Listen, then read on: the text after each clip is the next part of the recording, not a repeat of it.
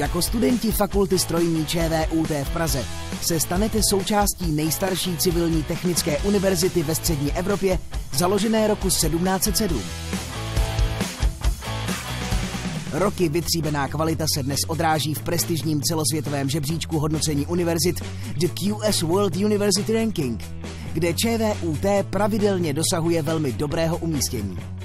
Dle výsledků v kategorii technických věd bylo ČVUT v roce 2010 jednoznačně nejlepší technickou univerzitou v České republice.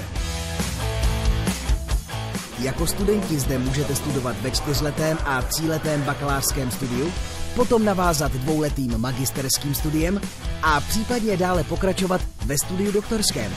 Stanete se expertem v oboru, který má budoucnost. Jako studenti se naučíte vyhrávat i přijímat prohry. Můžete se stát součástí týmu a vyzkoušet na vlastní kůži týmového ducha. Jako studenti můžete využívat dobře dostupná školní sportoviště. Můžete se ale zúčastnit i dobrodružné expedice v zemích blízkých i vzdálených. Jako studenti se dobře najíte a občas i vyspíte. Jako studenti můžete část studia absolvovat i na vysoké škole jinde ve světě. Fakulta strojní spolupracuje s celou řadou zahraničních univerzit.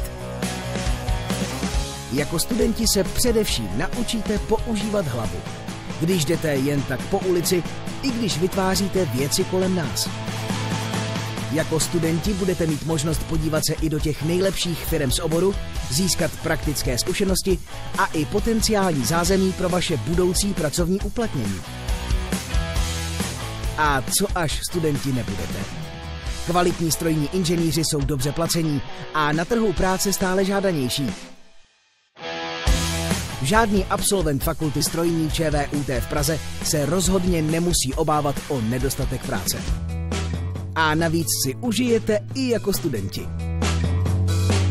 Vytvářejte věci kolem nás.